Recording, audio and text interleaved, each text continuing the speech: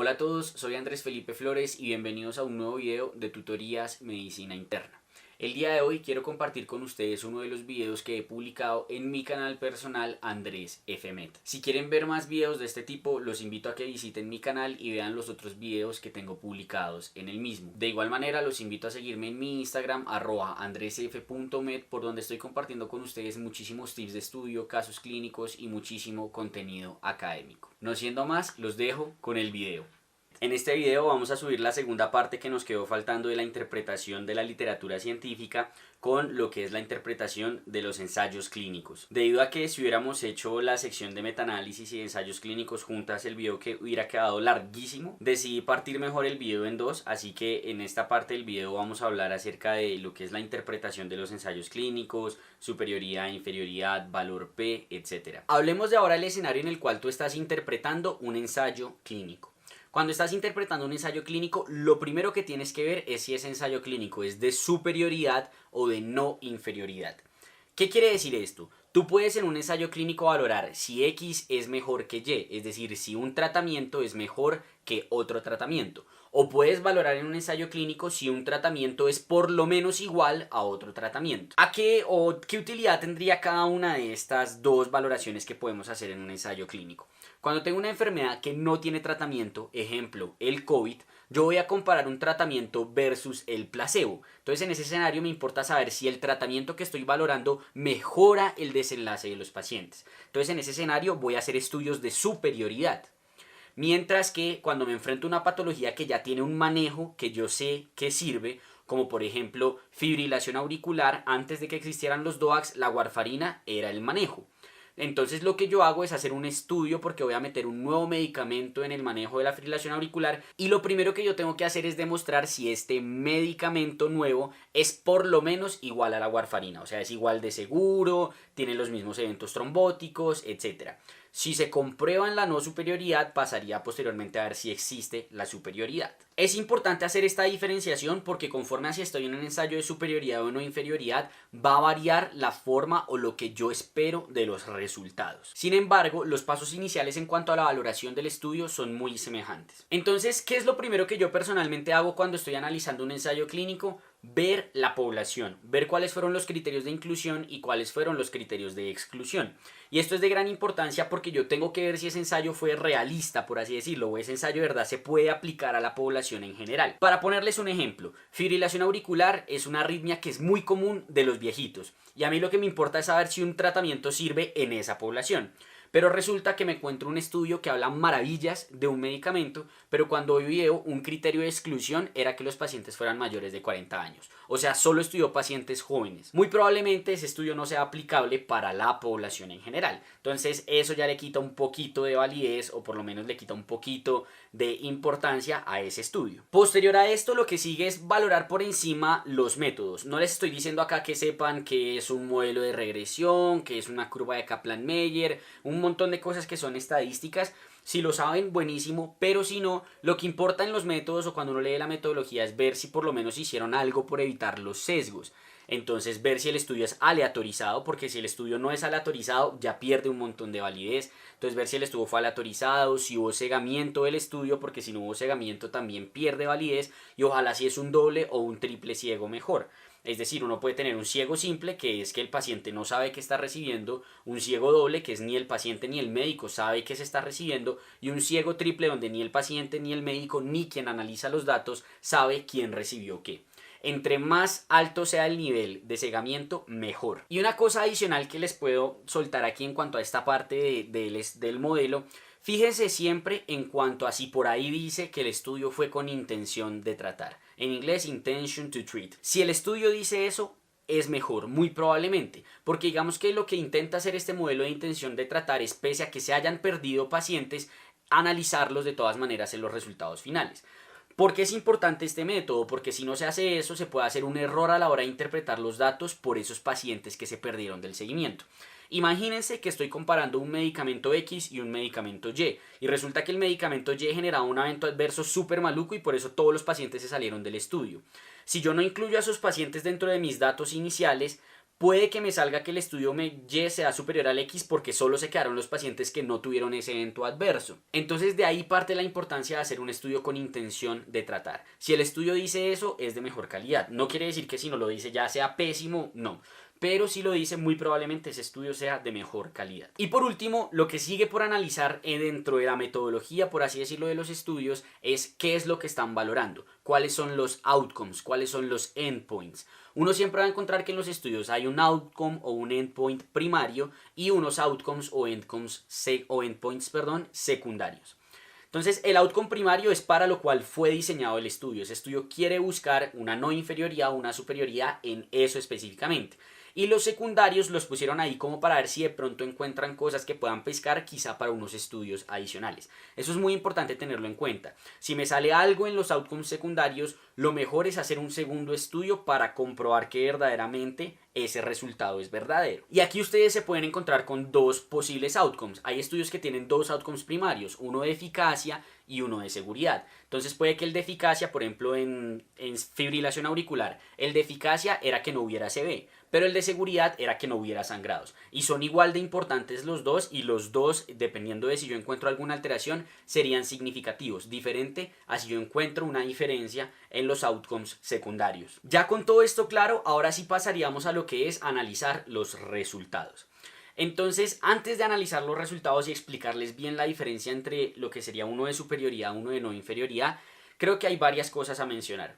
Lo primero es que los ensayos clínicos siempre van a utilizar una medida de correlación para valorar si existe o no una diferencia entre lo que se está evaluando. Y esa medida de correlación se las pueden expresar a ustedes en forma de un RR, en forma de un OR, en forma de un HR. Pero digamos que lo que importa es que ustedes sepan que cualquiera de las que sean esas medidas de correlación, siempre existe un valor de la unidad que es el 1. Y si esta vaina está por debajo de 1, favorece alguna intervención, y si está superior a 1, favorece a la otra intervención. Depende de cómo haya sido como el método del estudio para saber qué lado es qué. Y estas medidas que ustedes van a encontrar, el RR o el OR, siempre van a tener un intervalo de confianza. El intervalo de confianza siempre va a estar usualmente en el 95%. Y lo que quiere decir esto es que si yo cojo 100 veces y hago ese estudio, 95% de las veces me va a caer en ese rango de resultados que es el intervalo de confianza. Entonces es muy importante analizar esto porque ustedes dicen, listo, el RR me cayó en 1.5, es decir, que favorece, por ejemplo, el tratamiento X. Pero el intervalo de confianza va desde 0.7 hasta 1.8. Entonces, ¿cuál es el problema ahí? Que eso les está diciendo a ustedes que si ustedes repiten ese estudio, hay veces que les va a caer atrás del 1. Entonces, eso quiere decir, cuando el intervalo de confianza cruza la unidad, que no hay diferencias entre las dos intervenciones que estoy evaluando. Y aquí entramos a la primera diferencia que hay al analizar lo que son los resultados de superioridad y de no inferioridad. Si yo estoy analizando un resultado de superioridad, yo quiero que el RR o la medida de correlación esté toda hacia alguno de los dos lados, hacia el que favorezca mi intervención. Entonces, si en esos escenarios el intervalo de confianza me cruza la unidad, eso quiere decir que no hubo diferencias, no hubo superioridad. Entonces, no se encontró lo que se buscaba en ese estudio. Mientras que, como en los ensayos de no inferioridad, lo que yo estoy buscando es demostrar que X es igual a Y, a mí me importa y lo que deseo es que el intervalo de confianza cruce la unidad. Sin embargo, hay un pero a analizar aquí en estos ensayos de no inferioridad, y es algo que se llama el margen de no inferioridad. Si ustedes están estudiando o están tratando de analizar un estudio de no inferioridad, tienen que buscar en la metodología por dónde pusieron algo que se llama así, el margen de no inferioridad. ¿Qué quiere decir ese margen de no inferioridad? Ese margen de no inferioridad quiere decir hasta cuándo uno tolera que sean diferentes las dos intervenciones. Me explico. Imagínense que estoy valorando warfarina versus rivaroxaban en fibrilación auricular, ¿cierto? Y quiero tratar de demostrar que rivaroxaban es no inferior a la warfarina. Entonces, como les comenté, yo buscaría que, por ejemplo, en el desenlace de eventos tromboembólicos estuviera el RR cruzando la unidad, el intervalo de confianza estuviera cruzando la unidad. Sin embargo, ¿qué pasa si ese intervalo de confianza es demasiado amplio, ¿cierto? Entonces, por ejemplo, ese intervalo de confianza resulta que está entre 0.8 y 15. Pues si ese intervalo de confianza llega hasta 15, quiere decir que muchas veces, si yo repito ese estudio, va a estar por allá. ¿Y qué tal que ese lado sea el de maleficio? En cuanto a que hay más eventos tromboembólicos en rivaroxaban. Entonces, para tratar de evitar esto, las personas que desarrollan el estudio dicen, no, nosotros vamos a tolerar que máximo el intervalo de confianza esté entre este y este valor. Y ese es el margen de no inferioridad. Entonces, si a ustedes les hablan de un margen de no inferioridad, por ejemplo, no sé, de 0.4, eso quiere decir que se va a tolerar que el intervalo de confianza esté 0.4 veces más lejos de la unidad. Entonces, si la unidad es 1, el intervalo de confianza tiene que estar entre 1.4 y entre 0.6. Si el intervalo de confianza sobrepasa o cruza ese margen que yo establecí de no inferioridad, eso quiere decir que no puedo concluir que X sea no inferior a Y. O, en este caso, que el rivaroxaban sea no inferior a la warfarina. Entonces, si yo me encuentro con que efectivamente encontré lo que deseaba en el estudio de superioridad, que está el RR todo en algún lado de la curva, ¿sí? O sea que no cruza la unidad, y en el caso del estudio de no inferioridad que sí cruza la unidad y está dentro del margen de no inferioridad, lo que sigue es analizar el valor de P. Y el valor de P básicamente lo que me quiere decir es si esa vaina pudo ser efecto del azar o verdaderamente fue por el estudio que yo hice, por la intervención que yo hice. Entonces entendamos de dónde sale este valor de P o qué es lo que quiere decir este valor de P. El valor de P lo que yo busco es que sea muy bajito. Dependiendo del estudio lo ponen menor a 0.05 o menor a 0.01. ¿Y qué es lo que quiere decir este valor de P? Cuando yo encuentro un valor de P menor a 0.05, es decir, que es estadísticamente significativo, eso me quiere decir que la probabilidad de que eso que yo encontré haya sido resultado del azar es menor al 5%. Y por lo tanto, muy probablemente lo que encontré es debido a mi intervención.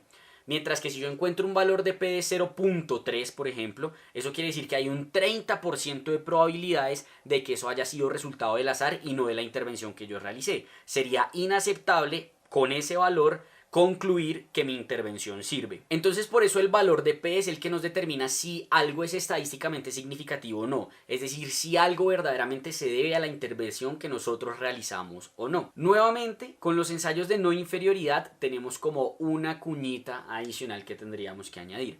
Y es que hay veces que los ensayos de no inferioridad, listo, encuentran la no inferioridad y hacen su P para no inferioridad.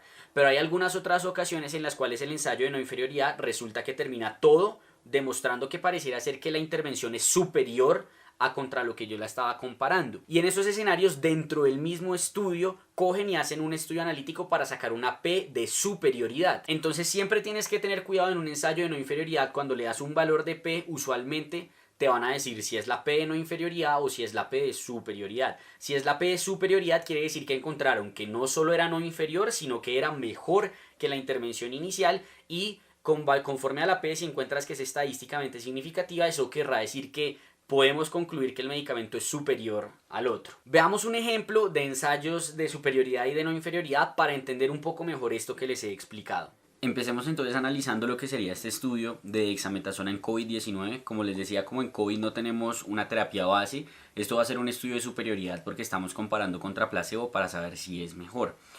Yo les he dicho que no se fíen de los abstracts, pero por términos de tiempo, para que el video no quede muy largo, vamos a fijarnos principalmente en el abstract. Entonces, como podemos ver, como yo les dije, lo importante es saber, uno, saber si es de superioridad o no inferioridad. En este caso, este es de superioridad. Lo segundo es saber qué pacientes incluyeron en el estudio y qué cosas tuvieron en cuenta para excluirlos o no.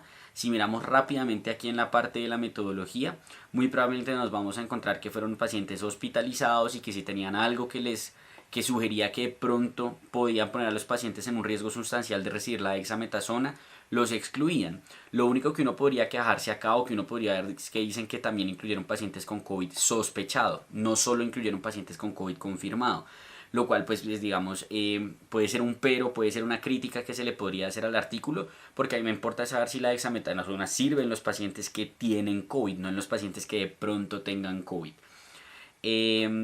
Posterior de analizar lo que eran los criterios de inclusión, exclusión, etcétera, yo también les dije que uno podría ver si era intención a tratar, y miren que aquí si buscamos intention to treat nos dice que todos los análisis fueron realizados bajo ese principio. Eso también le da un poquito más de calidad al estudio, como habíamos mencionado anteriormente.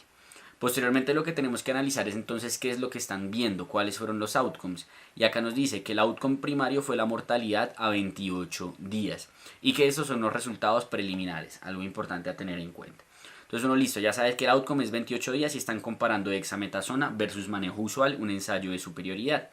Y nos dicen aquí que bueno, habían 2.104 pacientes que recibieron dexametasona, 4.321 con manejo usual y que 482 se murieron en el de dexametasona y 1.110 se murieron en el de cuidado usual. y que eso tiene un ERR, acuérdense, siempre vamos a buscar la medida de correlación de 0.83, es decir, que beneficia a la dexametasona, pero nos toca ver el intervalo de confianza a ver si no cruza la unidad. Y miren que el intervalo de confianza está entre 0.75 y 0.93, es decir, que al no cruzar la unidad se benefician los pacientes de dexametasona. Ahora lo que nos toca saber es si eso puede o no ser producto del azar con el valor de la P. Y miren aquí que la P está menor a 0.001. Entonces es un hallazgo estadísticamente significativo para decir que la dexametasona es superior a el manejo usual para prevenir mortalidad. Y si nos vamos ya a mirar los resultados individuales, outcomes secundarios, análisis por subgrupos, podemos ver como aquí dicen que listo, en todos los participantes se da esos resultados que acabamos de leer en el abstract, pero fíjense cómo cuando los dividen conforme a si tenía ventilación mecánica invasiva, oxígeno o no tenía oxígeno, en los pacientes con ventilación mecánica invasiva el RR es de 0.64, el intervalo de confianza de 0.51 a 0.81, o sea, sirvió. No incluyen valor de P, algo a criticarle, pero pues uno asume que si en todos los pacientes la P es significativa, muy probablemente aquí también lo sea. En los pacientes que tenían oxígeno, miren cómo el RR es de 0.82 con el intervalo de 0.72 a 0.94, no cruza la unidad, o sea, sirvió. Mientras que en los pacientes que no recibieron oxígeno, fíjense cómo el RR es de 1.19 y el intervalo de confianza va de 0.91 a 0.55, o sea, cruzó la unidad. Eso quiere decir que en estos pacientes no sirvió la dexametasona. Y por eso podemos entender por qué la recomendación que hay actualmente en los pacientes con COVID de tener aquí, de indicar la dexametasona principalmente a los pacientes con ventilación mecánica no invasiva o invasiva, perdón, también a los pacientes con oxígeno, pero no a los pacientes que no requieren oxígeno, porque en ellos no se demostró el beneficio. Y en esta tabla dice exactamente lo mismo, ¿cierto? Fíjense cómo en el análisis por subgrupo ventilación mecánica no invasiva son los que más se benefician, oxígeno también, pero miren cómo los que no tienen oxígeno el cuadrito cruza la línea. Más o menos lo que sería un forest plot, pero esto ya no es de un metaanálisis, sino únicamente del análisis pues, por subgrupos. Entonces, fíjense cómo con eso podemos dar una opinión fundamentada respecto a este artículo sin siquiera haberlo leído todo. Entonces, de ahí la importancia. Otro estudio para mostrarles de lo que sería un ensayo de superioridad, ¿cierto? En este ensayo, por ejemplo, valoraron lo que era albúmina y solución salina en los pacientes que les hacía reanimación hídrica en UCI. Y lo que valoraron fue pacientes que ingresaban a UCI y les ponían o albúmina al 24% o les ponían cristaloides. Y lo que hicieron como outcome primario fue valorar la mortalidad por cualquier causa durante 28 días. Y fíjense cómo lo que ellos se dan cuenta es que hay 726 muertes en el grupo de albúmina, 729 muertes en el grupo de solución salina, con un RR de 0.99 y un intervalo de confianza que cruza la unidad 0.91 a 1.09. Ya desde aquí sabemos que no sirve, o sea que no hay diferencias entre albúmina y entre solución salina, y fíjense que la P es de 0.87, o sea también no es estadísticamente significativo. Entonces podemos ver que nos sirve y acá abajo nos dan otros tipos de análisis por subgrupos que podríamos pues sentarnos a analizar, pero digamos que este era para mostrarles como un ensayo de superioridad también nos puede mostrar que algo no sirve. Entonces pues en este caso era de comparación directa para ver cuál era superior a cuál y se demostró que no había diferencias entre ellos. Ahora, analicemos lo que sería un ensayo de no inferioridad, ¿cierto? Entonces miren que este es un ensayo de no inferioridad, nos lo dice desde el título, no hay que ponernos a buscar, y es de rivaroxaban versus warfarina en pacientes con síndrome antifosfolípido. Entonces lo que uno se da cuenta es que es un ensayo en el cual valoraron a 3 años a pacientes que tenían síndrome antifosfolípido con antecedente trombótico, 190 pacientes, y acá hay algo importante, no siempre tengo que esperar que el número de pacientes o de sujetos que analizan sea extremo, porque pues va a variar conforme a la enfermedad, ¿cierto? Pues en SAF muy probablemente no haya tantos pacientes para incluir en los estudios. La intervención fue rivaroxaban versus warfarina y lo que hicieron fue un outcome primario de eficacia, que era proporción de pacientes con un nuevo evento trombótico, y un outcome primario de seguridad, que era de sangrado mayor. Y fíjense cómo nos dicen, el margen de no inferioridad fue de 1.4. O sea, lo máximo que iban a aceptar de margen de no inferioridad es 1.4. Algo importante aquí es que hay veces que el margen de no inferioridad se establece a ambos lados o hay veces que solo se establece hacia un lado. En este caso solo lo establecieron hacia un lado, que es hacia 1.4. Es decir, en el punto por encima de 1.4 asumimos que no es que el rivaroxaban sea no inferior a la warfarina, sino que sería peor a la warfarina. Entonces tenían otros outcomes secundarios acá que valoraron y fíjense cómo nos dicen, después de 3 años de seguimiento, la trombosis recurrente ocurrió en 11 pacientes en el grupo de rivaroxaban, 6 pacientes en el grupo de warfarina y miren el RR en 1.83, el intervalo de confianza de 0.71 a 4.76. O sea, si bien en la intervención el intervalo de confianza cruza la unidad, que es lo que yo les dije que yo buscaba en un ensayo de no inferioridad, miren cómo solo el RR, ni siquiera el intervalo de confianza, ya se voló del margen de no inferioridad que habíamos establecido, que era 1.4. Entonces, esto nos quiere decir que no se cumplen las condiciones para considerar el rivaroxaban como una intervención que sea no inferior a la warfarina en el síndrome antifosfolípido para prevenir trombosis recurrente. Incluso fíjense cómo al analizar, por ejemplo, lo que son los outcomes secundarios, nos podemos dar cuenta que, por ejemplo, el ACV ocurrió en 9 pacientes en el grupo de rivaroxaban y en 0 pacientes en el grupo de la warfarina, con un RR de 19 y un intervalo de confianza que está todo hacia el lado de indicar que es peor el rivaroxaban. Entonces en estos escenarios como que además de que podemos concluir que el rivaroxaban es no inferior, parece ser que fuera peor. Evidentemente esto no lo vamos a comprobar con un estudio, pues sería antiético, pero podemos tener más sustentos para decir que muy probablemente no sea una buena idea colocar el rivaroxaban en pacientes con síndrome antifosfolípido. Este estudio también es de no inferioridad, básicamente dice lo mismo que el anterior, concluye lo mismo, pero se los traigo para mostrarles un ejemplo de cuando un outcome no sirve. Yo les dije, uno tiene que valorar la población, los outcomes que van a evaluar para saber si el estudio me sirve analizarlo o no. Y fíjense cómo en el outcome primario que tenemos es un porcentaje en el cambio en la trombina potencial endógena. Pues digamos que es un desenlace bioquímico que bueno me puede dar una idea, una valoración indirecta de la trombosis en el paciente. Pero pues eso a mí no me importa tanto, a mí me importa saber al comparar rivaroxaban versus warfarina si el paciente hace más o menos trombos. Y esto no me está respondiendo a esa pregunta. Entonces nada más viendo este outcome uno podría decir como este estudio pues como que no me gusta mucho. Entonces solo era como para mostrarles esto. Y este estudio, que es el famoso EMPA-REG, el de la empaglifosina en los pacientes diabéticos que demostró su beneficio cardiovascular, es para mostrarles cómo un ensayo de no inferioridad se puede convertir en un ensayo de superioridad. Entonces en este estudio básicamente lo que hicieron fue comparar empaglifosina versus manejo usual y era un estudio de no inferioridad inicialmente. Y lo que valoraron, su outcome primario, fue principalmente lo que era compuestos, digamos, lo que son los eventos cardiovasculares mayores adversos, los MACE. Entonces muerte de causa cardiovascular, infarto no fatal y stroke no fatal. Y digamos que cuando nos adelantamos más adelante, pues no vamos a analizar todo lo del estudio, solo para mostrarles la parte de cómo se puede convertir en algo de superioridad. Fíjense que cuando nos vamos a los outcomes, tenemos que el outcome primario ocurrió de forma menor en los pacientes con empaglifosina. Y nos dicen que el hazard ratio fue de 0.86 con un intervalo de confianza que va de 0.74 a 0.99. O sea, no cruza la unidad y beneficia a la empaglifosina. Y nos dicen que la P de no inferioridad es menor a 0.001, o sea, es estadísticamente significativo, no es efecto del azar.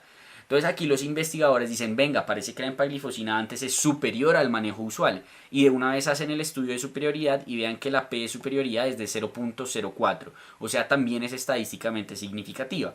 Entonces con este estudio no solo podríamos concluir que la empaglifosina es no inferior al manejo usual, sino que antes es superior al manejo usual en prevenir estos desenlaces cardiovasculares mayores adversos.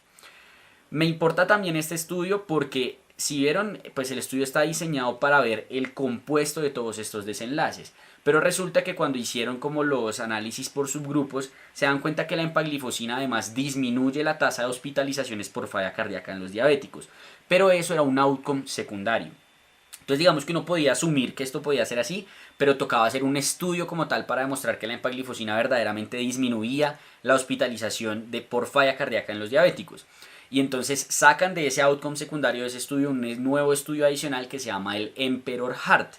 Y en el Emperor Heart lo que se dan cuenta es que precisamente sí hay de forma estadísticamente significativa un beneficio en poner empaglifosina para disminuir hospitalizaciones por falla cardíaca. Fíjense cómo entonces en muchas ocasiones, sin ni siquiera leer la totalidad del artículo, simplemente valorando estas pequeñas cosas que les dije, dependiendo de si están frente a un metaanálisis o frente a un ensayo clínico, ustedes pueden obtener una visión general de si ese estudio está bien hecho o no, de si los resultados que se encontraron demuestran que la cosa que se está valorando sirve o no, y de esa manera pueden dar una opinión clara y fundamentada respecto a esos estudios, por ejemplo si están en una revista o algo por el estilo, y no tienen que saber un montón de términos raros, no hablamos de ningún término epidemiológico raro. Entonces pues espero que el video les haya servido. Esto era todo lo que tenía para compartir en este tercer video de la forma en la cual se estudia medicina. Espero que les haya gustado muchísimo y no siendo nada más, nos vemos en el próximo video.